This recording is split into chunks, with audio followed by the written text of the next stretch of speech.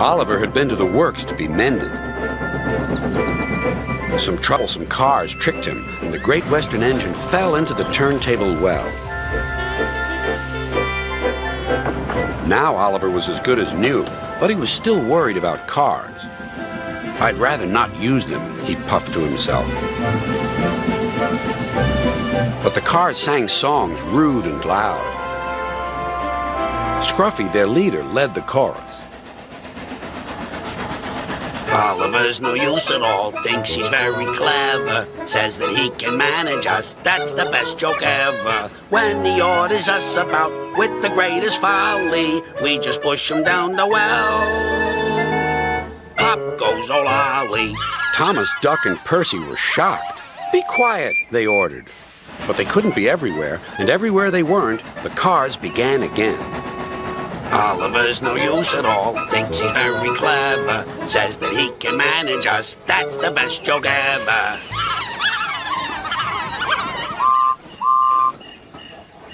At last, the engines gave up. "We're sorry, Oliver," they said.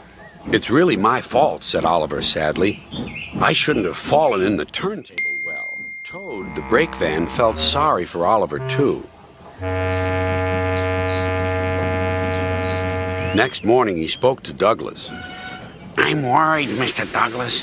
This disrespect for engines, where's it going to end?" "Who knows?" sighed Douglas. "I've got a plan, Mr. Douglas. May I stay here today and help Mr. Oliver? We are both Great Western and must stand together." "Certainly, Toad," replied Douglas and puffed away. Soon Toad was explaining his plan. "Goodness gracious, Toad, I don't think you should suggest such a thing to Oliver." But Oliver interrupted.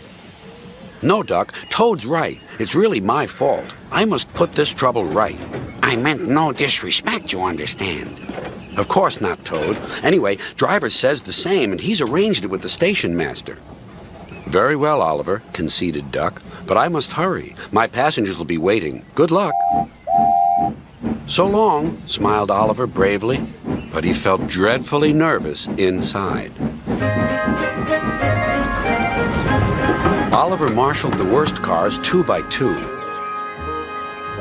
"That's the way, Mr. Oliver," whispered Toad. "And if you leave that Scruffy till last, then you'll have him behind you, and you can bump him if he starts his nonsense."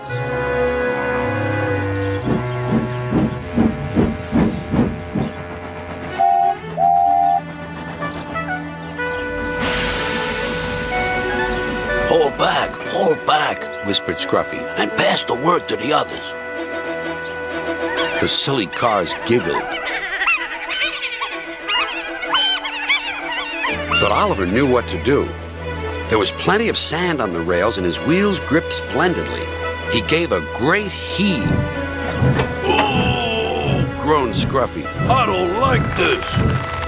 "Go on," yelled Duck. "Well done, boy, well done." "Oh!" wailed Scruffy. "I'm coming apart!"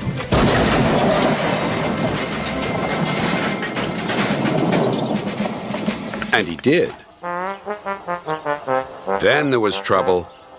"Well, Oliver, so you don't know your own strength, is that it?" No, sir," said Oliver nervously. So Topham Hatt inspected Scruffy. "As I thought. Rotten wood, rusty frames. Maybe if we put you back together, you'll earn yourself a better name."